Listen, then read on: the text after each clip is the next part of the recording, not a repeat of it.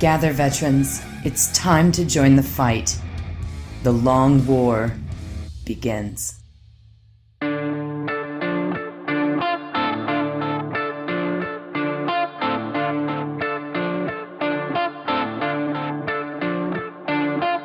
Yo, dog, Kenny Boucher here, The Long War, coming to you from the Beats Lab worldwide with my main man, Juice. Hey, what's up, everybody? I was hoping you'd come in and say Prestige. I literally, as I said it while I was muted and then laughed and then unmuted myself to say hello. I completely blew it. Classic. Well, we're hitting you guys today with some Tyranid stuff because obviously last week we were stoked on Tyranids and then Juice was on a cruise and then Juice is back and nobody's here except as I speak, the legendary Mike Haspil. We dreamed him into existence. We're going platinum now. Mike you only need speak my name. That's literally what happened. Are you kidding me? That might be the sickest intro. We just hit live. Kenny just did the intro, and Mike Haspil gives the best. Where I failed at hitting Prestige, Haspil, you do you and knock it out of the park as always, good sir. Yeah, how's it going, Mike? What are you up to? I'm doing all right. Just came back from like a team building exercise at work.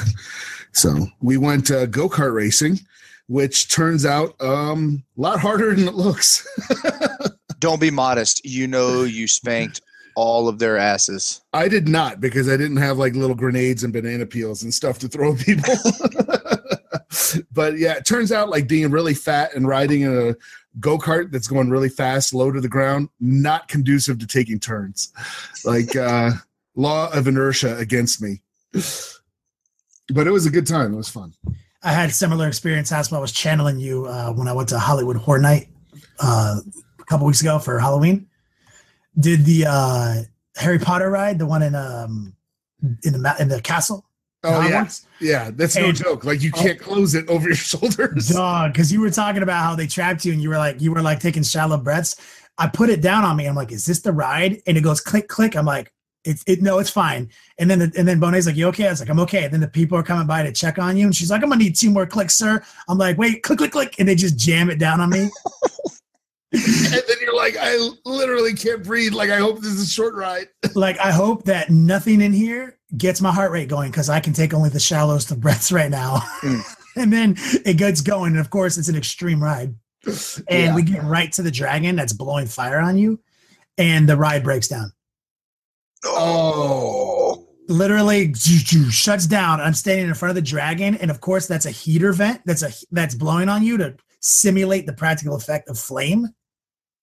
Right? So I'm sitting there in the dark with all these people in my little cart, and I'm sitting right under the fucking fake fire heater. Just sweating my ass off, taking shallow breaths. I'm like, not being able. But hey, I'm gonna break this. I'm gonna rip this thing off. She's like, it's cool, calm down, it happens all the time. I'm like, I swear to God, I'm gonna rip this motherfucker up. Yeah. And then the ride goes back on and they, it's awful. And then they like, you guys can ride it all again, don't worry. And I'm like, And then Bonet's like, do you want to ride it again? I was like, I can tell you do, so fine. I'll go through that again. I'll stay here. But I swear to God, if this breaks down again, I'm ending someone's life. Yeah, no, this is it might be that dragon. Yeah, like if I break down for this dragon again, I swear to God. It's me or him, and I promise it ain't gonna be me. No, man. It was but I thought of Haspil the whole time. I was like, I see your point, Haspil. They don't make rides for plus size dudes. No, no, they do not. No. They do not. So you can ride like King Kong and like Transformers where, like it's like a group thing. But they changed like the Twilight Zone Tower of Terror because my thighs are like freaking huge. And it used to be that the whole row got 1 bar. Like and so everyone flies out except you. So I'm like up with my hands up going, yeah, this is awesome. Everyone else in the line is like holding on for dear life. Because it doesn't go down far enough. That happened to me in the Transformers ride where they're like, they were like, okay, just make sure it's firmly secure and this, and this. And they drop it down on me. And sure enough, there's this like kid who's like 3 feet tall sitting there with like 9 inches of space between his legs and the bar. And I'm like, looked at his mom. I was like, you might want to keep your arms around him. Yeah, hold that one tight. Hey, but we didn't have a webcast or a tabletop marketplace because me and Juice don't know things. So Haspil. Ooh, yeah. I don't know anything beyond Shadespire right now. What is Shadespire? Shadespire is this super tight game that GW came out with that you may or may not have heard of. It is part X-Wing, part HeroClix, part Magic the Gathering, and part Warhammer. And it is amazing. It sounds like a unicorn of all games. Here's the way we put it. I put it last weekend I played like 10 games in a row. Like no joke. We were having like a ladder thing and we were just trying to just play as many games as we could just to like suss out all this stuff. And there's a couple cards, like 1 or 2 cards that you could read like either way that kind of, it's ambiguous, so you can kind of just like read it either way. But honestly, I think my statement I made at the end of that day, I said, I love 8th edition 40K, but there are things I don't like about it. There's certain rules that I don't like about it. And I'm not even talking Codex specific stuff. I'm talking general at the game level rules. There's nothing like that in Shadespire. At least I haven't found them yet. And that could be part of it too, is that nobody's come out with a net deck for Shadespire, because I don't think you can do that. That's one of the things I really like about the game. A lot of people don't like it because it seems very random, but the game is about manipulating the odds and mitigating luck. That's what it's about. It's taking the cards that you have and making the odds be in your favor. It's not necessarily guaranteeing anything. You could have the sickest combo in the world, roll a handful of the wrong symbol, and you're done. It doesn't help you. But that's what the game is about, and that's what I love about it. I also love that about it. Yeah, it's really, really cool. And unfortunately, I don't know. I haven't. I've been really, really busy this week, so I had to submit 2 books to Tor before they shut down for the holidays. So that's sucked up all my time. Also, congratulations. I've heard through the grapevine that you've done pretty good on Graveyard Shift. I was just getting ready to say, Haspil, way to knock it out of the park. Got my first sales figures today, and sales are doing pretty well. So one of the books that I submitted, it was actually the prequel to Graveyard Shift. So fingers crossed that they pick it up, and we're off to the races. Oh my God. I literally so excited for Graveyard Shift, more Graveyard Shift books. I hope that it goes through the pipe, comes out just in time, because your Nemesis book is coming out in a couple days, right? Yeah. It comes out in 6 days? I think it's yeah. I think it's the 14th. Yeah. Yeah, and it's funny. I call him my nemesis. He probably doesn't even know I exist. We have met. I shouted at him across the room. I was like, "Hey, I'm alive too." It's hilarious. So, what we were going to start off the show with, because me and Juice, there's no podcast without you guys. So we're actually going to do the NIDS after the break. We spent a robust amount of time talking shit. Okay, so let me guess. There's no way you're going to guess this. I bet you I am going to guess this, because this is a thorn in everyone's side. Robert Gulliman being only 25 points or 20 points more. That was 4th in the agenda, but yes, that's coming up. I didn't want to, because we just harped on it for 15 minutes, and I didn't want to start the show by harping on it for all of our live viewers. But yes, we are quite salty about it. We will discuss that to give these people a break. We're going to start off because me and Juice will have a good topic. Should tournaments go to 1,500 points? And we're going to preface that. How do I say that word, Haspil? Preface. I'm going to preface that with a tournament I just went to at Paper Hero Games Comics out here in Southern California and in LA. And it's a great little store. They just celebrated their year anniversary. Got magic cards, got comic books, got everything.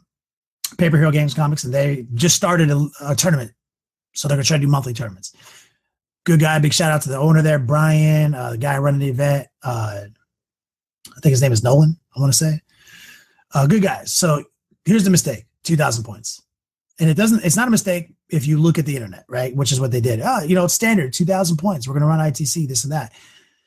And so what happened is you get a local crowd together for a Saturday. Try to start the event at a reasonable time, not too early, not too late. And then what happened is it's 6:00 and we're putting up pairings for the third round. Right. And so what happened? He, because he's doing 2K, he's doing 2.5-hour rounds. He did a 30-minute lunch break. They're a little late in starting as usual. And standard, I'm sorry, Kenny, but yes, standard protocol of most people say, oh, don't start your tournaments at 8 a.m. Well, I don't want to have to get up that early. So the TO is like, oh, okay, we'll be respectful for everybody. Let's not start till 10:30. And this is what happens. Exactly. And so, yeah. And so it's 6:00. We're saying, okay, going to the final round. And I can see people are like putting their arm on their back, like stretching their backs. I can see that the TO is really tired. We had 2 people drop. A couple people really want to see if they were going to get third or second place. Me and Alan were going to play to see who won. And so I just looked at the crowd and kind of read the scene. And I was like, hey guys, I have a suggestion if you guys are open to it. And they're like, hey, what's up? And I was like, well, how about I just concede to Alan before the game starts and he wins the tournament? We can all go home and get dinner. Because it's he's gonna win or I'm gonna win, and I'll even concede my second place victory. You know what I mean? Like, if that matters. And then the TO's like, oh, we don't have a prize for second place. I was like, and everyone's like, yeah, man, let's leave. Let's all go home. Congratulations, Alan. Because I want you to know, I realized I was muted and I'm listening to this, and all of a sudden, we don't have a prize for second place. I just start busting out laughing like, yep, there it is. I know what the rest of the crowd's going to say. Yeah. So, and big shout out. They did first place in Best Painted, and Best Painted went to a good guy, a good friend of the show, someone who watches my painting tutorials, took a selfie with him, a good guy named Oscar. He had an amazing Tau army, and we got to play in the first round. It was awesome. He had a great time. He had a beautiful army, won Best Painted. So big shout out there, my man. So that's leading us to our 1,500 point discussion. And Juice and I were totally in agreement on this for match play. Yeah, I've been playing a lot of 1,500 points out here for match play. I love it. Juice, do you love it? So people say in 8th edition tournaments right now, there's a toss-up. The game is over in 25 minutes, or the game is grueling and you're going to have to play through lunch. But you want to know why those games will last? And the only reason why they'll play through lunch is because of the model count, and the armies right now are upwards of 200, 250. That's what's going to take so long. I.e., that's what my problem was whenever my games at Nova, for example, the 10 that I played in, I was done in 45 minutes to an hour because I just had so much firepower that I tabled someone. Or pretty much crippled them turn 1 and then slowly dwindled them down to where now it's turn 3, they don't even want to play anymore. Or I place another army that has just as many models as me. We have a combined total of upwards of 500 models on the table, and we both look at each other of like, all right, I'm going to move your models, you move mine, I'm going to roll your dice, you roll mine, and we're going to play through lunch. If we cut out 500 points of fat, that's going to eliminate, for those armies, 75 to 100 models, because you only get to that 250, 180 count models with that extra 400 points in your army. Your army consists of X. That is filler. So that saves time on one. Also, when 2,000 points, the power level, the Gillimans of the world, the extra Xiphons, the extra mortars and Earthshakers that are this tabling firepower is really coming to bear. I just want to clarify what you're saying there. So when you have a bunch of things that create a multiplier for a bunch of other things, we're not saying Gilliman's not going to be in the 1,500 point list. He is. You're probably still going to take him. It's the things that orbit him that benefit from his power that are not reduced. So your overall power output is highly reduced. Same thing with, re-rolling, extra dice on Earthshakers, etc. So like that's what we're saying is like your overall. So the Alpha Strike is not nearly as big. There's bigger risks when you take bigger models that you might table some people, but then somebody comes in with a counter and takes you out when it wouldn't happen to 2K. And furthermore, like, and again, you're right, Kenny, not that you won't see Abaddon or, Morty or some of these big guys that are, multipliers, but it is at 1,500 points. Now you've really got to make this conscious decision. Does the 1,000 points or 1,200 points surrounding my model equate for, what I could get without him, So I just believe right when you said, like, man, I've been playing 1,500 points. And I'm like, I haven't even thought of a 1,500 point list. The thought hadn't even crossed my mind because everybody does 2,000 points. It clicked. It's like, yeah, the games might be faster at 2,000 points in some aspects just because you just table somebody on turn one. Right. And that's not the emotion you want to garner. So like, absolutely. Okay. I'm going to have to step in and be the devil's advocate here. I think you're going to table people faster at 1,500 points. No, I don't. think the games are going to be over. I can actually offer a little bit of insight here, being that I've played in 6 tournaments at 1,500 points here in Hollywood. And that is not the experience I've seen. The experience I've seen is most of at least half the crowd, because, every tournament's comprised of tryhards all the way to casuals, right? And so a lot of the crowd is actually not taking as many risks with their lists because they don't want to take big 350, 400 point sinks, and they're overbalancing. And then some people are going for that super try-hard combo still. But what you got to remember is pretty much all advanced play in 8th edition is about winning objectives, not about killing each other. So when you have good line of sight blocking terrain, which I encourage everyone to have, or at least implement the ITC's rule of saying the ground floor of all ruins block line of sight. When you start having tables that have real line of sight blocking terrain on them, which is really easy to do with some of those, FAQ points, what you find is that you can get games scooped from you because you took those extra units. You were more mobile. You had more board control. While this guy was hyper focused on an expensive combo that is only good at killing.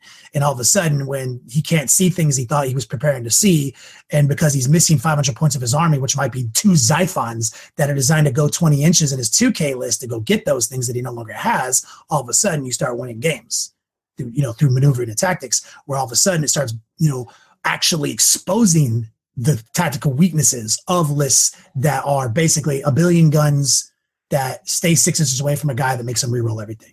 That type of list starts to fail. And that's what I've been observing in my tournament experience. Also, I'd like to say this.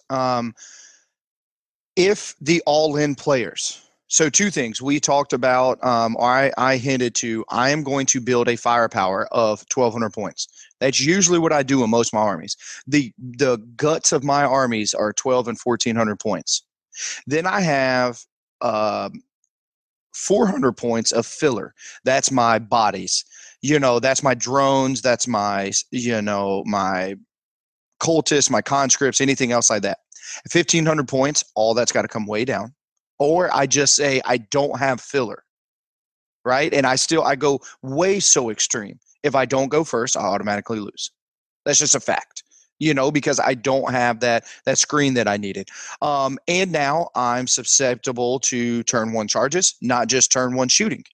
Where before with my cannon fodder, I don't care about turn 1 charges. Matter of fact, I know I want to go second against them because I will still just table them on turn 1, on my turn 1 because they can't get through the fodder. Also, there's a couple lists that are really not making friends right now. That is the massive 800-point super chicken, that guy. Guys who play 3 Baneblades, guys who play 3 Knights for some reason, this and this. Everybody has enough firepower to truly deal with 1 Baneblade, to truly deal with 1 Knight Titan, anything else. The downfall is no one, even at 1,500 to 2,000 points, no one has the firepower to deal with 2 of them. Excuse me. Right. And it's like a back and forth argument. I'd say there's so obviously some people can go out there and fuck people, right? But there's also benefits. Benefits are you get all your turns in. So I don't care how rough a game can potentially be. Like if you can get your 5-6 turns in, that's the only moment you're going to be able to pull a win out that you wouldn't have pulled out of 2K. When you're playing a 2K game and they say 20 minutes left and you're on turn 3. Time. Yeah. You know what I'm saying? And I'm sorry I had to cough, but I just want to finish the point of saying, if you have the firepower to kill 1, and the army only allows you, because of 1,500 points, there's not enough points left to take the third Baneblade. Like you only truly have 2 guys to deal with. So, I mean, I believe 1,500 points, it might be the answer to a lot of the gripes that we have in 40K. Yeah. Well, I mean, it's not going to solve everything. Like I said, like you might get alpha struck, but you get alpha struck all day, every day at 2K. So take out that part. Like you might get alpha struck, you might not. The part that is the most frustrating is losing a game because it ended on turn 2.5 or turn 3 or turn 3.5. Yeah. Now here's a question I got for both of you guys. Are you guys limiting? Are you guys playing in tournaments that limit Force Org at all? Because in my experience, we had a couple problems where games did not go to like turn 4 when we were playing 2,000 points, not starting crazy early at cons and at the FLGS, but we limited to battalion only. And I feel like that makes a difference because in battalion only, you can't take 3 Baneblades. So I haven't had to face that list.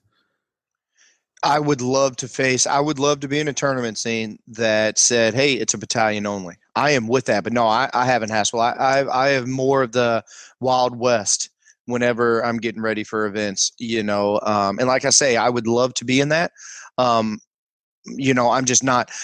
Kenny, what is at a 1,500 point tournament? Because the only one true thing that could be a negative, or somebody could come back and say, well, it doesn't matter if you cut down from 2,000 points to 1,500 points if you're going to take the time at 2.5 hours at 2,000 points and cut it to an hour and a half at 1,500 points. Are you guys still doing two hours and 15 minutes? We do 1,500 points in 2 hours. We get all our turns every turn. No, that's a good. I just didn't know if you wanted to if somebody wanted to try to break in under that 2 hour, because I feel like if you tell me, and the cool thing is about having 2 hour rounds, you can actually allot 15 minutes once pairings are up to get to your table, to start your game, to start rolling stuff out, to do stuff like that. No, for sure. Like, and that's my main thing is like getting your turns in, curving the combos a little bit. 1,500 points also makes things that are not normally good. It makes things that hover in the 185 point range that at 2K that just get got. It makes them sort of good now. It actually makes the game more accessible, more things. Like there's all manner of units that you can actually play and feel confident in for an overall experience. I know a lot of people personally, and I was one of them. Do you remember a few years ago during 7th, I think Frontline Gaming was trying to go down to 1,500 points. I remember I was one of the guys who was like, I remember. I was like, that's garbage. That's bullshit. I hate this. I was so mad at them. They were like, it's just a time thing, bro. We just want to save time.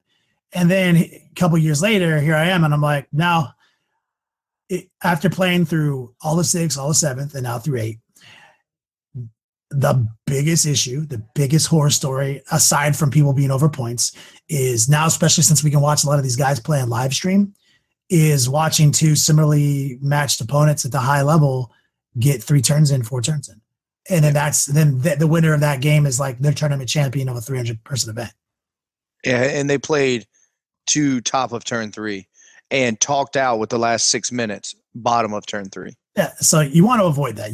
If you want prestige around these tournaments, people got to get their turns in. People got to get all their turns in.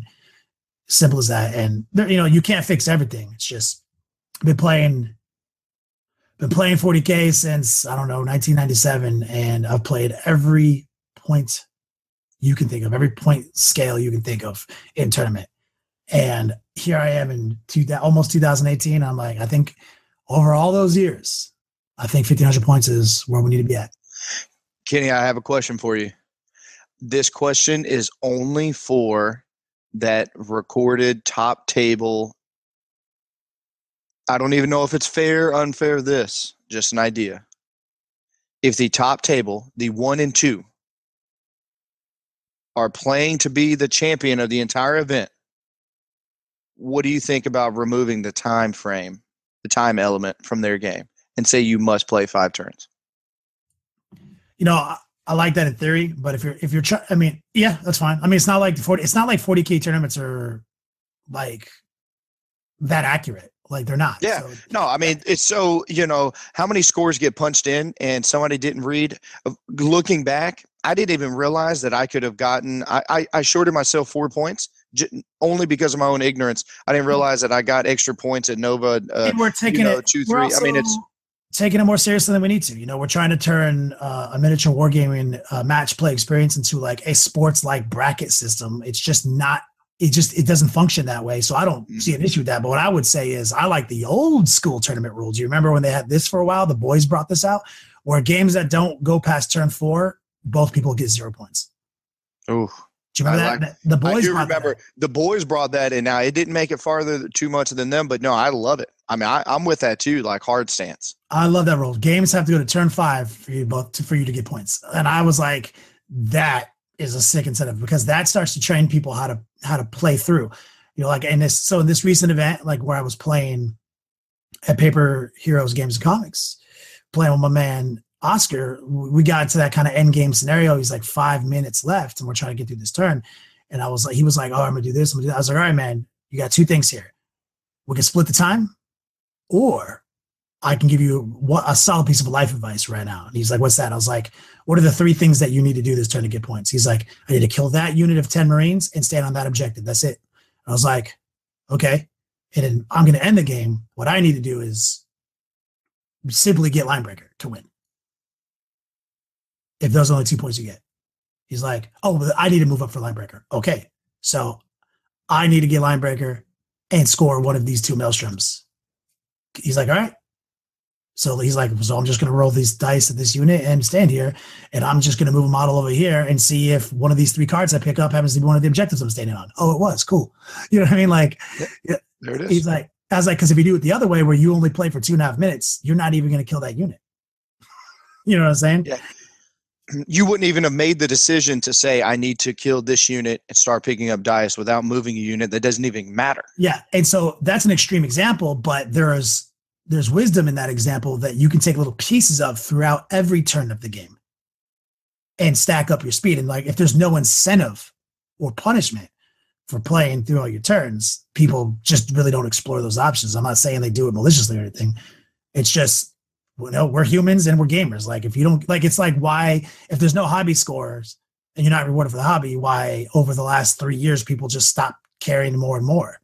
Mm-hmm. It's because if you don't reward somebody for it or you don't incentivize it, no one's going to do it. It's time analysis, right? My life matters. So I don't think we need to go too much longer. I wonder if Mike is back, if he has some more words of wisdom. 1,500 points. The one last thing that I'm not really crazy about it, because I tend to play elite armies, so that penalizes me. I mean, I'm already penalized at 2,000 because I'm facing some guy who's taking 100 conscripts and is taking a half an hour per turn, and my turns take 10 minutes. So I don't know. I'd have to play more at 1,500.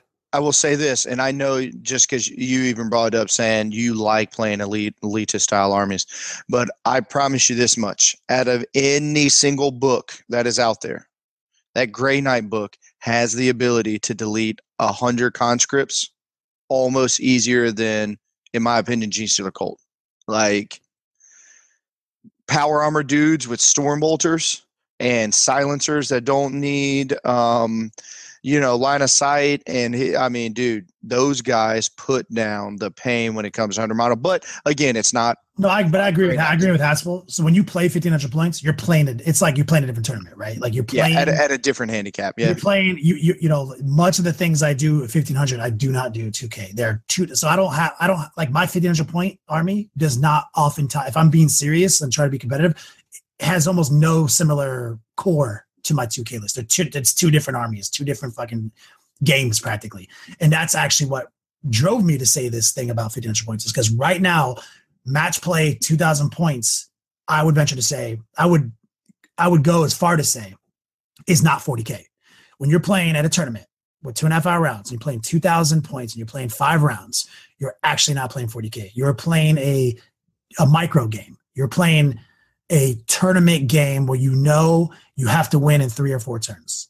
So you're not making decisions remotely the same way you make decisions back at the Beats Lab, back at the game store, Saturday Night Gaming, back with your boys in your lab doing play tests. You're not making any of the same decisions. It's not even the same game. So like that's I just want a game that might mirror the game that the more narrative, playing all my turns, laughing. I want to have time to shoot the shit with my opponent. I want to be able to fucking have a social interaction. I don't want to be like, all right, we gotta get our turns in. You got 150 conscripts, bro. Let's go. I want to have a real game that makes me feel the love of being a wargaming enthusiast, and that's a lot of the motivation behind it. Well, one of the things I have, and I know I'm crazy for Shadespire right now, but one of the things I really like about that game is, when you're at turn 5 of a tourney and you're trying to make things happen and 2/3 of your army is gone and you're just like, you know what? I got to take this objective. I got to force this guy off of his. I got to do this, right? And I got to make it happen now. Like I have 10 minutes on the clock. You know what I mean? It has to happen now. That is the entire game of Shadespire. Like my experience with it was that in more than half my games, we're like, dude, is it over already? And it was like, yeah, this is the last thing. You have to make stuff happen immediately. So yeah, I really like that experience. I don't know that the solution, I don't know. I can see your points, but to me, instinctively, I'm like, 1,500 points in 8th is 1,250 at 7th. And would I even show up to a tournament that was 1,250? I'm like, no, just go down to combat patrol at that point. I've heard that argument, but like, I don't know. I have more models in my 8th edition army than I had in my 6th, 7th edition army. Yeah, but I'm like, why not just play combat patrol? No, you're right. If that was accurate across the board, I 100% agree with you, but it's not accurate across the board. Like my chaos army is way bigger. I have way more units in my chaos army right now than I had in 7th edition. Like not all armies are created equal in 8th edition with that comparative point structure. Oh yeah, if that's not evident, all armies are definitely not created equal. But I can't make a chaos army that doesn't have 150 models in it for like all day. I'm like, yo, and all my toys. I'm like, what is going on here? You know what I mean? But it's an imbalanced game, and I think a lot of the problems we're having is we take tournaments way too fucking seriously right now. Like I said, we're taking a tournament, we're bracketing it, we're doing win-loss, we're saying, we're creating little brackets, like every sporting event, every real, bracketed type event that, serious agendas are on the line, you play a series, like at least twice, but you play a series and like, it's just not accurate. Like 40K tournaments aren't accurate. They're not, there's matchup, there's dice, there's mission. And until we're actually playing a match or you bring hobby scores back, ultimately it almost doesn't matter. Like we just don't need to be taking it that seriously. Kenny, my last 2 cents is you said I don't build a list that 1,500 points that just deplays the game and does that. I'm not gonna lie, bro. At 2,000 points, and I have getting some of the creative juices of the best 40K players in the country, and we all get together and talk. I literally build a list to table people in 2 turns. I actually don't intend on playing the game. Because a big motivation is that you played 7th competitively with all your favorite units and you were losing. I can't remember how many times you and I were at the same event or a team tournament. And you're like, yo, if it only went to turn 4, I would have been fine. I need turn 4s. I need turn 5s. You made an army that wins on turn 2. Yeah. You don't even play missions. No, it's so funny as you talk about missions. I am not going to lie. I'm also going to say this, and this is negative about myself.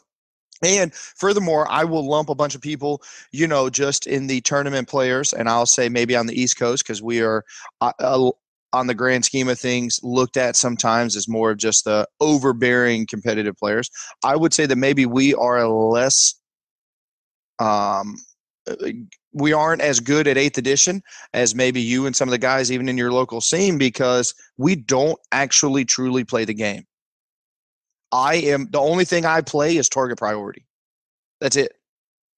I play target priority and a clock. Yo, I agree with you. I don't play that game, but what I do play is maximum avoidance to win the game. Like if it's an objective game, which all games in 8th edition, like every major event, even major events have removed relic.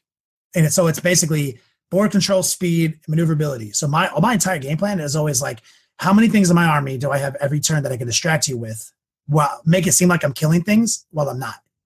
While I'm actually just winning the game. So like I'm not I'm still almost doing the same thing. I'm literally just looking at these 4 objective markers spread out 4 inches, like in the 4 quadrants of the table, and just pretending that I don't notice they're there the whole game, but I do. It's kind of like, you guys remember Signs at the end of the movie when the aliens are breaking in? They're like, they're not even trying to break in. What are they doing? Oh, they're just distracting you by trying to break down the front door. They're already behind you. Right? That's literally, I do that every game in a row. So it's like, I feel you. A lot of the guys I play with know more rules than I do, know, like, answer questions I have. I was like, how does that work? And they know all these little nuances, because what I've done is I've gotten really good at playing my, 15 units. I like that. And that's it. I like that. So I agree with you. And I think that's a good topic. If we can, let me just plug Next Gen Games and Comics this weekend. That's my that's the official spot I go and play my 1,500 point tournaments at here in Hollywood. And big shout out to Jeremy out there who's been running them. They've been doing an online web cart, 20 slots. I can only do 20 people at these tournaments. It's been selling out. Like, people are getting all their tickets for local monthly RT on the web cart for Next Gen Game and Comics. They're selling out on their web cart. So there's no go to the store anymore. And like, I hope I got there early enough to sign up. They're selling this joint out. And I'm stoked for that community. Wow, that is sick to be able to constantly sell out 20 tickets beforehand. Like, almost nothing worse than showing up to a 40K tournament, drive in like, nah, honey, kiss your kids goodbye. We'll see you later. I'm gone for 12 hours. See you later. Get there to the letdown of, oh shit, I don't have a spot. Like, that's the worst thing. The second worst thing that could ever happen to you is like burn your lip biting a corn dog, and then secretly it's frozen on the inside. Tell me that's not the worst. And secretly it's frozen on the inside. Yo, not cooked long enough, just enough to burn your lips on the outside. You're hungry as shit. Now you got the burnt lip and you can't eat. I agree. And that's what and people are getting so stoked for these tournaments that they're hounding Jeremy on the group page, like waiting for him to put the link up for us to get our tickets. So now it's going to get to the point now where it's going to sell out, and people who can't even, before the announcement even goes out. So like, the scene is popping. I've never seen throughout all the editions of 40K this type of love for the game. Like, ever. Like, and we can't even be like, yo, 4th edition, yo, no. Are you kidding me, bro? No, this is the best. The most love, the most people rallying together. I've seen more hobby than I've ever seen before.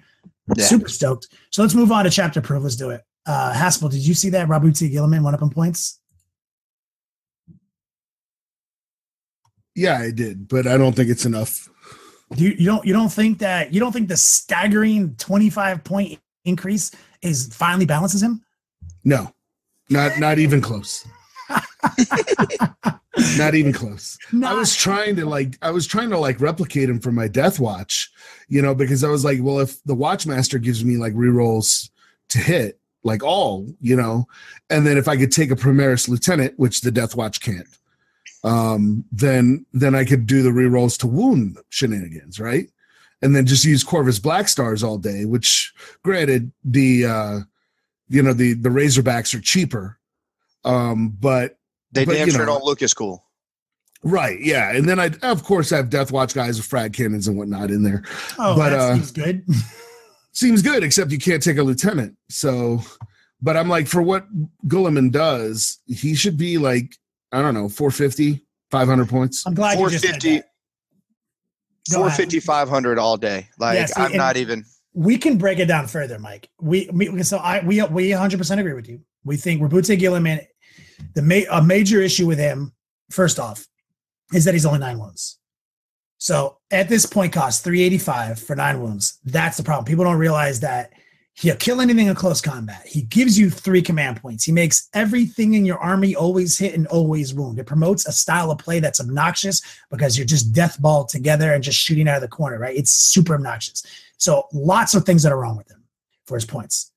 And then so he's a buff commander from 6th edition that actually buffs the entire army. And then when you get there, he can kill anything on the charge in close combat. He is brutal, right? So pushing all that aside, the number one issue with him at his points right now is the fact that you can't target him. So we're saying he should be OP. He should be able to kill everything. He's goddamn should be a badass. We're saying you need to pay for that right, though. If he's going to remain 9 wounds and remain untargetable, make every las cannon, every grav cannon, every auto cannon, every assault cannon in your goddamn army always hit and always wound. If he's going to provide that luxury to your army and be untargetable and come at you with 6 attacks that always hit and always wound, that 6s do D3 extra mortal wounds and every one of the other ones do D6 wounds. If he's going to have all that and a bolter that has 6 shots that's -2 damage, strength 6 that always hits and wounds, if he's going to have all that. One of the best single weapons in the game. Yeah. If he's going to have all that, dude has to be over Magnus. He is like over 450 at the minimum if he remains 9 wounds and untargetable. Everybody, 80% of the people who play him right now would play him for 495 points. He is a Primarch. He needs to be Primarch level. He doesn't need to be, this kind of level. Also, I'd like to say this. We hit on a couple things. Main things, command points. He gives you infinity command points almost. Also, we talk about Kenny's standard Death Blossom list that use like 5 command points, stratagems, all these bonuses and buffs. He's got to hold his tongue the right way to make this special ability go off. Haspil, do you know how many command points is needed to have a Guilliman Ultramarines Death Blossom go off? Well, it doesn't matter because they can regenerate them. No, 0 is the answer because he just gives everybody everything for free. Within 12 inches. Yeah, I see. I don't even know. Whenever I play against Marines, I just see them regenerate. I'm going to use a command point for this, and I'm going to regenerate it. So anybody in the army that wants to get off the line and get out of his reroll everything bubble can also take the command point to still do that, and then on a 5-up get it back. They've got other things like I got an inaudible save against mortal wounds. Like there's yes. So in addition to the heart of their army getting literally every buff in the game for no command points, every other command point they use, there's a chance they get it back. They get 3. They get a battalion's worth just for having them. I mean, that's the problem. It's a lot of people don't realize it's the wounds is the problem. 9 wounds and getting back up and not being targeted is the issue. If you I'll take him at 385 if he has 15 wounds. Take the man right now. Let him actually go back to 360 points. Go back to 360, give him 15 wounds, and let's call it a day. He's dead turn 1. Yeah. But he dies. He gets back up with D6 wounds. Yep. I'm literally, and he might not die turn 1. The dude still's a 3-up and vulnerable. You know what I'm saying? So no, but that's what I'm saying. Go ahead and give him his wounds, allow us to target him, and allow me to shoot 2,000 points at him if that's the decision that I want to make. You are happy because I just shot 2,000 points in my army. You have a 3-up and vulnerable, like you said, and there's a chance that you live through it. Gimped or dead, you're happy that I spent 2,000 points to kill 360. Yeah, and then you get not back a good up, return on my value. And you get back up, and then you make your whole army reroll everything for a turn, and I still have to shoot him the next turn and then kill him again. So that's what I'm saying. For 360, I'm with that. But for 9 wounds and not be targetable, that this 25 point increase via chapter improve, laughable. What a waste of time to even talk about it. Yeah, I can't believe they wrote that down and we're like, look, we fixed them. It's so crazy is that maybe they didn't talk to some of the guys and get their input because way to fix Brimstone Horrors.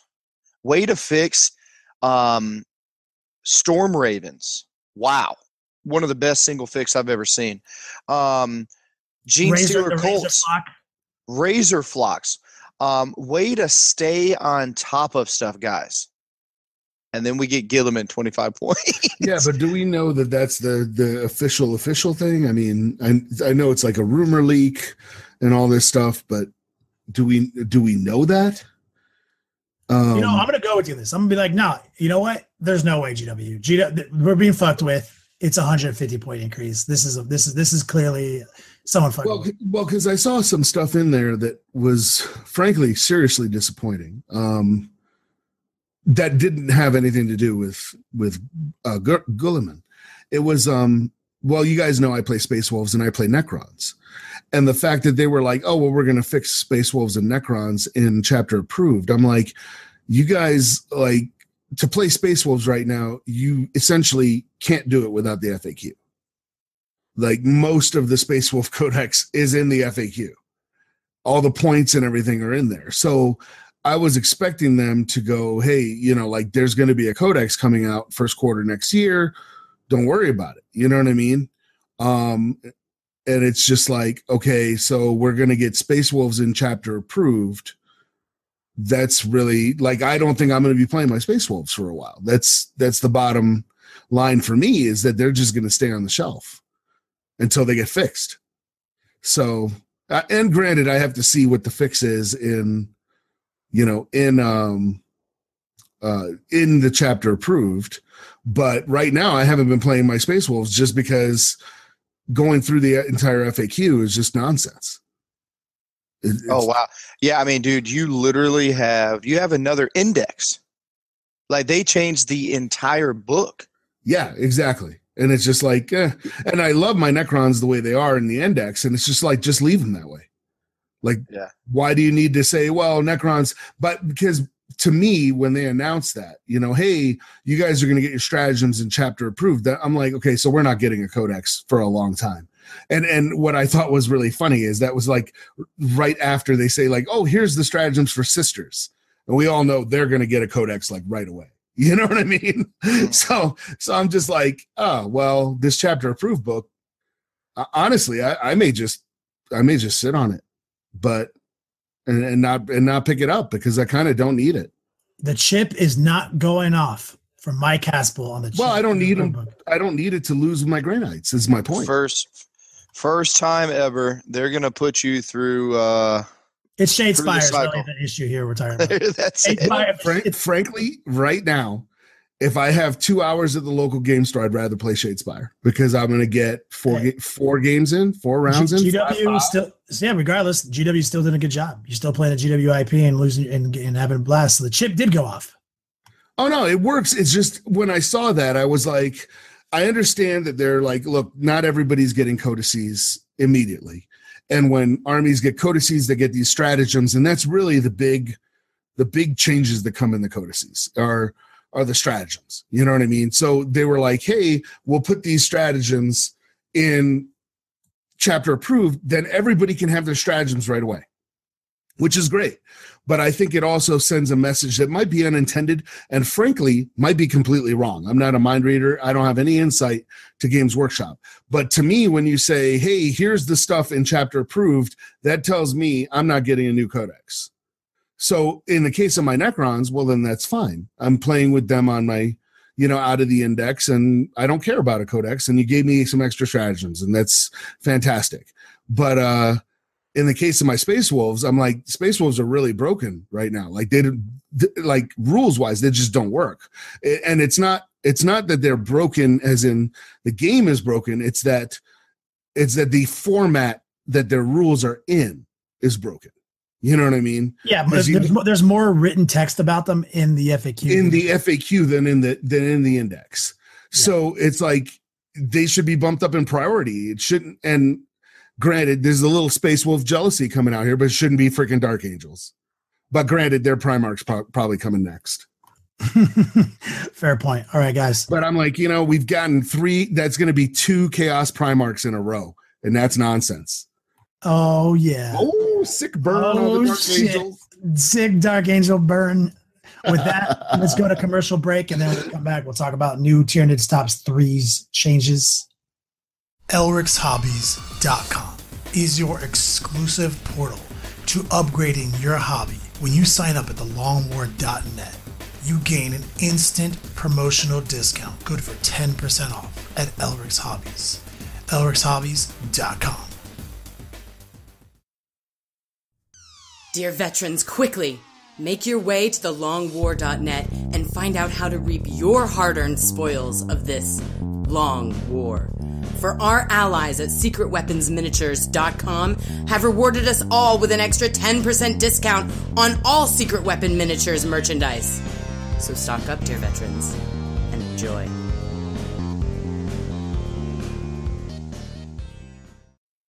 Veterans, I've got news for you.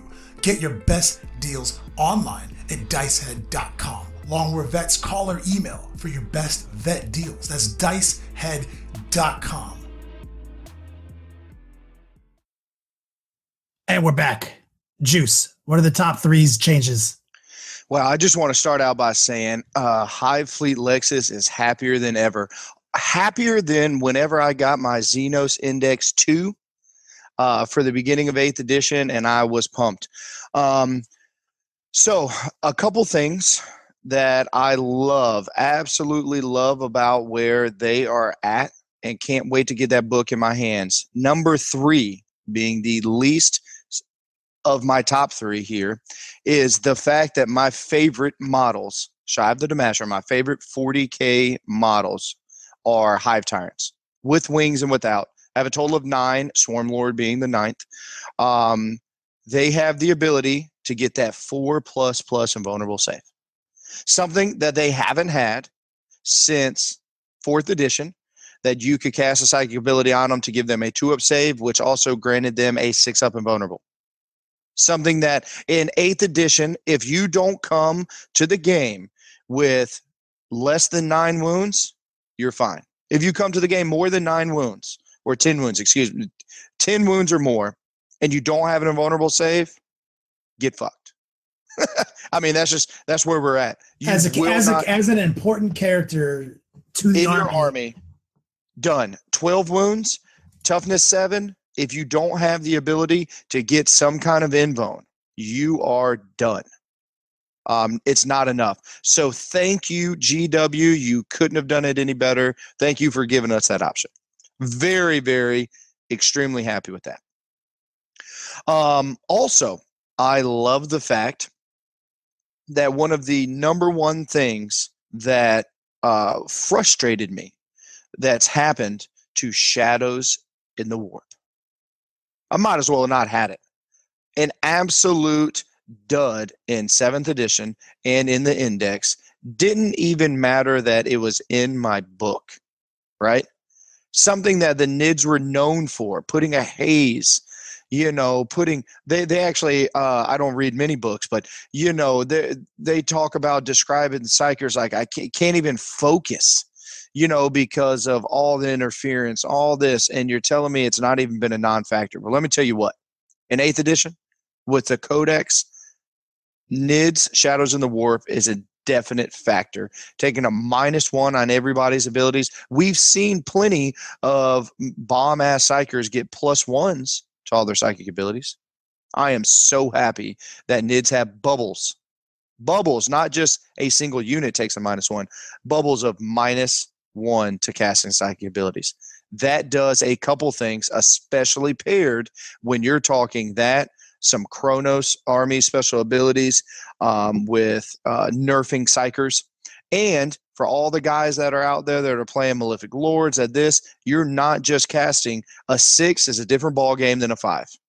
I mean, that's just it is massive. And the stack it's all about stacks, name of the game. So this is awesome because it disrupts massively a lot of psychic powers, right? Especially some of the harder ones that get off, right? And then correct, some of those 7s and 8s that are already tough, now they're 8s and 9s. Yeah, and then when you stack it with Chrono stratagems to create a bubble of 1 dice to get your power off. Absolutely. Dude, you are smite immune. You're saying you're within 18 inches of smite me, so your Shadow's -1, and you have 1 dice to do it on. So that means you got to roll a 6 on 1 dice to smite me. And my favorite one that will keep everybody away is the Soul Hunger, which says any psychic tests that are failed within 18 inches, that model takes D3 mortal wounds. So now, instead of just saying, if you're telling me the whole time, oh, well, I just need a 6 to cast, I don't care. If I fail, I fail. Now you're telling me it's tougher to get off. And when you don't get it off, take D3 mortal wounds yourself. Yeah, that kind of sucks. Right? Like there's some play here. So wow, knocked it out of the park. Thank you for that, GW. On a side note, it helps balance the game because we've been plagued by an imbalance of good units, right? This has always been 40K. And GW has been really good about making sure that answers have been provided for us. Malefic Lord spam, Psyker spam, people even like Death Guard, have like 1,000 psychic powers that can buff more Tyranids to a hand grenade or whatever. You've got all these little things going off. And now what you're saying is if your entire game plan is based on psychic powers, you might just lose versus Chronos now. You might just lose. You're right. And so you need to start putting a reliance on other things, other decision making skills or unit selections, maybe balancing out the force. I know I don't like saying the word balance, but sometimes you got to throw some balance in there. And then so I spoke about something we know about the psychic, Shadows in the Warp, and then Kenny hit on about the strategy you can put. But now when our powers combined, you're saying that there is an 18 to 24 inch bubble. We're within this bubble of a 60 millimeter base, because it's going to be on a Hive Tyrant. From this Hive Tyrant, you are at a -1 to cast psychic abilities. You can only cast psychic abilities with 1 dice. Any failed psychic abilities, you take D3 mortal wounds. Guess what the fuck happens in that 18 to 24 inch bubble? No psychics. So, before I get to my number one, I want to give in a honorable mention. This honorable mention goes out to GW just for having good design, well-written rules as that I can see so far. This rule is the instinctive behavior debacle of the 7th edition. Instinctive behavior, what a slap in the face for any NID players out there. Some of your most loyalist, loving fans that you have of your game, you just said, oh, instinctive behavior. Guess what? If for some reason you're not within 12 to 18 inches or even 24, depending on what special abilities you have, if you aren't within that, there's a 33% chance you just die. What just happened? Like, I'm supposed to be, the hive mind is supposed to be this is the mob rule, the orc mob rule. Yeah, it's so awful. This is terrible. The highest power that there is the hive mind. And you're telling me that I can't control better than this, So, instinctive behavior's new rules. Wow. Great job. You're telling me that if I'm not within, and what I love, they mimicked the Shadows in the Warp and Synapse to be 12 inches for most players, most people. Now, guess what they did? They doubled down on just the special ability for their own creatures, which makes sense, i.e., you have to be within 24 inches of a Synapse creature for instinctive behavior checks to be taken outside of 24 inches. So much more realistic, because I have a point. Makes sense. What are the Tyranids doing when they're floating around in space? Like, you're a space-faring race. Yeah. Dealing with, I dare say, you're dealing with distances far above 12 to 24 inches. At least once or twice. Let's scale that up to 100 yards, whatever, 200 yards. You know what I mean? Like, whatever, you're in space. Are you telling me, like, the whole time your hive fleet is moving through space, you're keeping every ship within 100 yards of each other? One big cluster. Every loading bay full of gaunts has a dude standing near them, so they don't just randomly die inside the randomly jump out of the chute and go into open space. Like, I feel like fluff-wise, the ships would be the Synapse creature there. Yeah, but I could even go with you to say that on that grand of a scale, with that many models, with that many bodies, I don't know. It would take more than. Well, wouldn't the ship do its job of being a Synapse ship from orbit for the whole invasion? Like, this is a great point. If there is a mothership above. I'm saying, like, if you're inside, if you got like a bajillion gaunts and they're inside the ship, that's your Synapse creature. I feel, and I understand the fluff. I just think I've always thought it was just one of those unnecessary rules, like the phase out number for Necrons. Like, just get rid of that rule. Yeah, like, it doesn't need to be there. Just get rid of it. So the NIDs, we've already showcased between the mob rule, the phase out number, the NIDs had to take their hit on the chin for a full edition. We did. Thank you, GW, for getting rid of it. Now, it also makes sense. You should buff at a bigger bubble than you hurt. So 24 inches, you're good to go. You are immune to instinctive behaviors. If you're within 12 inches, guess what? Now you're saying you're immune to, you're fearless. This is huge. Okay. So, but I also, if you find yourself outside of that range, it's not a 33% chance you die, you run away. Another 33% chance you just sit there and don't do anything, or a 33% chance you get a buff. That chart doesn't even make sense to me. So I love the fact that they say, hey, do what you will. You're just at a -1 to hit. Do what you will, but you're at -2 inches to charge. Yes, such a very classy way to fix all that, because they were getting it inside their heads. Like I was saying, it's like the phase out number. Why do we don't need, like you said, you should be helping your army at a bigger range than hurting it. And you should be clarifying the types of hurt, in your army.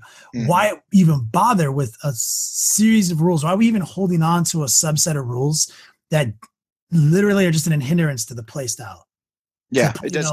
It slows the game down. It does everything else. What do we say? Or one of my go-tos is, GW. They love their charts. They love their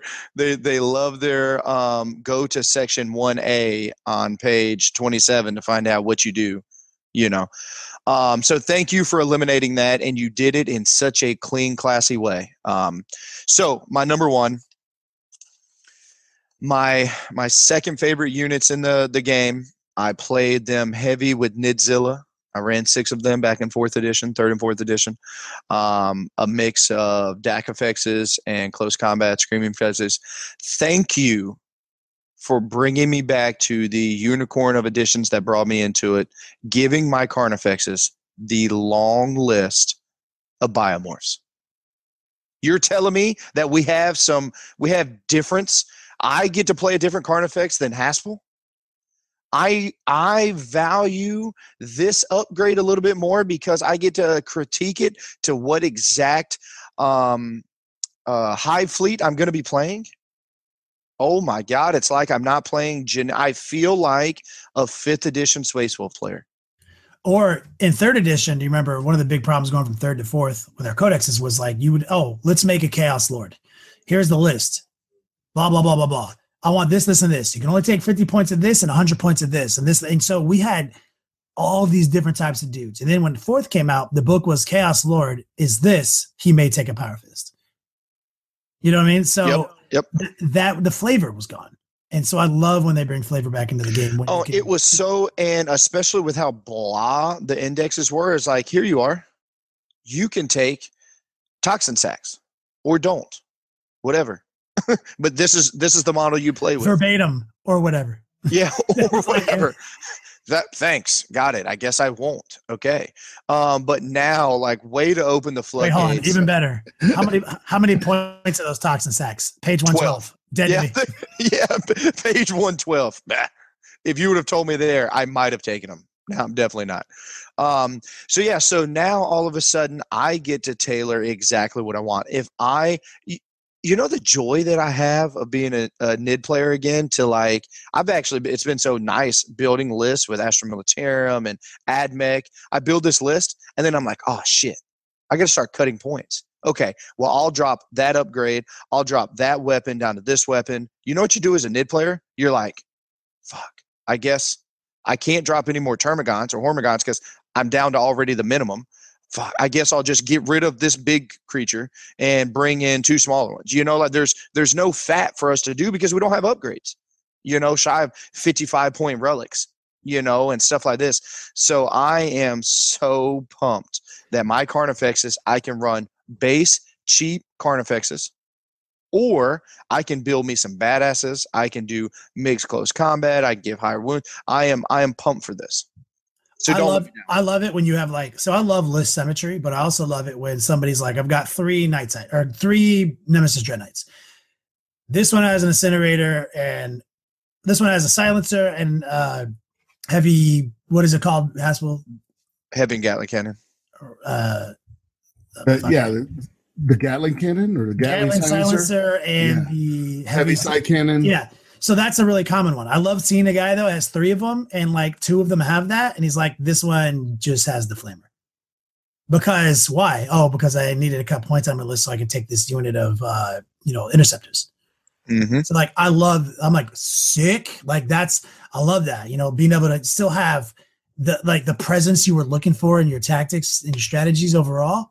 And being able to squeeze out just, a little bit more efficiency because you wanted some unit to stay in the back field to hold an objective in your side of the table. So I'm like, yeah, more upgrades equal cooler, because what you do is you make an army list with all your favorite things, and then you punch it into the calculator and you're like, damn, I'm 160 points over. How do I make this work? And now you have a lot of room to make it work. And I love that. Yeah. I absolutely love the fact that we have play, let alone, and this is just top 3, guys. We haven't even, I can't wait to get the book in my hand. So then we can dive in. Also, we talked about this big on the webcast. My absolute favorite hive fleet is Behemoth. And I'm going to tell you why. You guys? Haspil, remember when I was like, when you were like, Juice is going to come in and tell us we're idiots for liking Chronos? Yes. Yeah.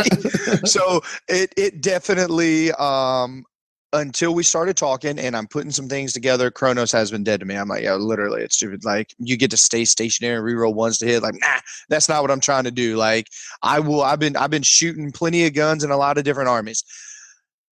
I believe outside of Gene Stealer Cult, the #1 Alpha Strike army, and I will say there's a lot of Khorne Berserker, or excuse me, there's a lot of Chaos builds that can give you 1 or 2 units in your face that can double charge, double do this on turn 1.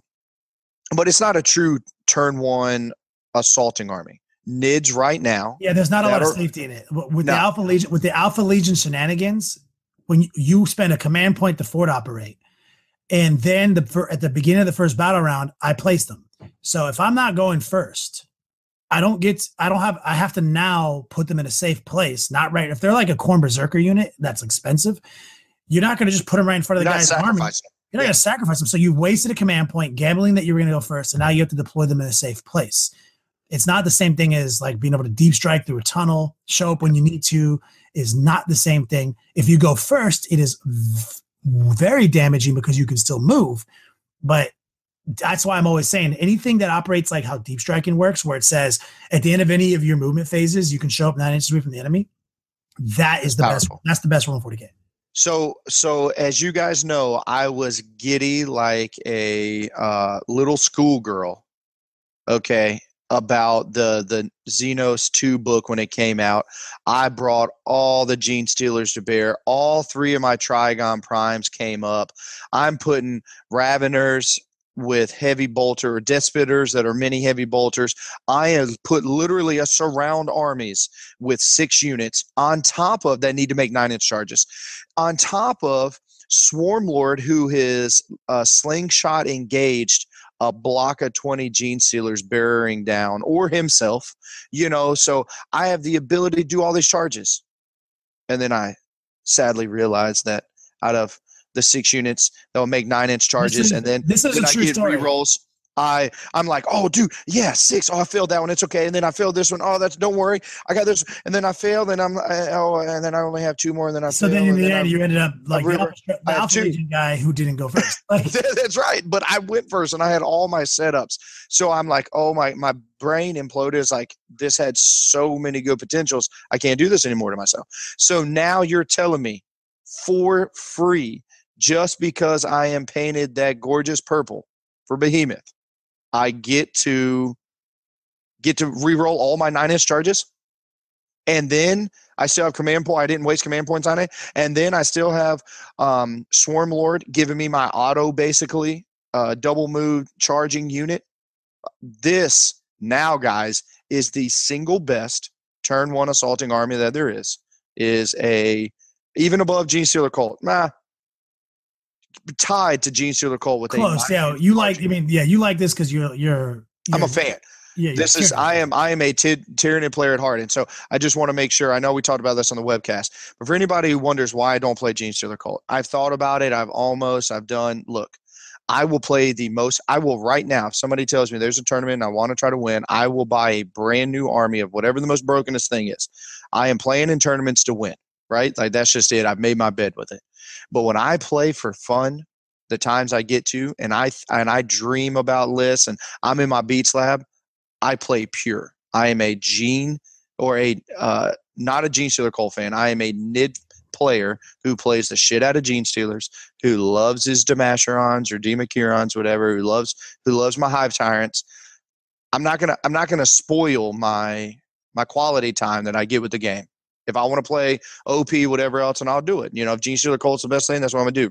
But my purity of my love for Nids stays that way. Yeah, it's like what Haspil used to talk about. The problem, and one of the biggest problems in 8th and 6th and 7th and 6th edition was that people were no longer their identity. Like, you're a Nid player. Well, you stop being a Nid player because like that you weren't being incentivized for that. What I mean? Like, period. I'm a Chaos player, but dog, I played just as many fucking White Scars games as I played Chaos games. I wasn't incentivized. And now we're being incentivized for playing those narratives we identify with. Well, some of us are. Well, okay. If you're Mike, let me put it this way: whatever Mike Haspil if you're likes, Grey Knights, you're getting hosed. No, it's actually Mike Haspil's curse. If Mike Haspil liked Chaos and Tyranids, they would have got shit on, and Grey Knights would and Space Wolves would have had to love. Except for one brief shining moment in 5th edition. That's before the curse. The curse was busy cursing you some other way, I'm sure. Well, no, I mean, Space Wolves have treated me very well, but that's who I identify with. I mean, I even wear from the guys that we got last year, the wolf tooth necklace. Dude, Haspil, Space Wolves. I wear that crazy 3-wolf moon shirt and everything. I'm like heavy into it. So it's like, okay, but that's the other thing I see is I don't know. It's almost like I wish that Grey Knights Codex would have come out later because they it was an afterthought. You guys have already heard me complain. No, but we agree with you. It is a very filler and that's another curse. The curse of your Codex came too soon in a new edition. That has happened many times. We know which codexes are typically immune. We know that basic Space Marines and Eldar have traditionally been immune to that. And Chaos have been getting shit on, but Chaos actually came out strong this time. So I actually have big hopes. I think that through yearly chapter approves and FAQs, I feel like everything's going to be fine. It's not fine right now. We're still in its infancy. And I do agree with you, Mike. Grey Knights are a hard army to just say, I want to be Grey Knights today. It's not impossible, as you've proven, but it doesn't reward you for it forces you to think, how do I win this tournament?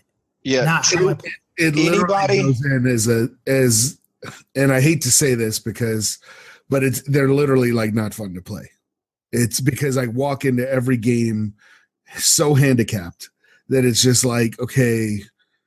And I sometimes I enjoy those games, like how am I going to pull this out? This is Thermopylae, how am I going to pull this out? But it just kind of gets old. Haspil, that you are describing my 6th edition tournament scene where I drove in 6th edition.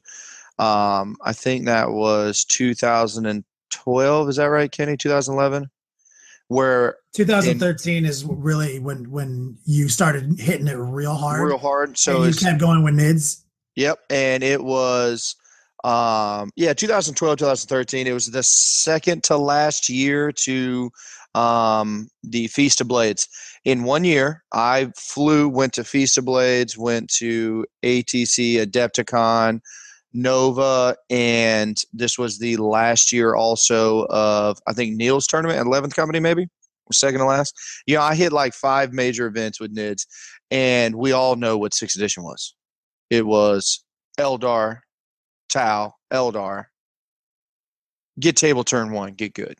And I was holding my own and winning mid-tier brackets and either way. So yeah, you're describing my awesome. You brought 3 Wraith Knights. This was not when it's the 6th edition, not 7th when we got the Lictor Shame army. Or No. We got the new formations that let you have extra Hive Tyrants. This was literally 2 flying Hive Tyrants, minimal Termagant or Tervagons and Termagants up against buff commanders and broadsides that are in a 4 Wave Serpent army that also has 2 Wraith Knights. Yeah. Did anybody else just shit themselves? Yep. And this is also I'm gonna have nightmares tonight from before 7th edition Psychic Powers too. So do you remember that was 7th edition? Enfeebled. In 7th edition, you had to roll more 4s, right? Than you had to roll all your these opponent. 4s.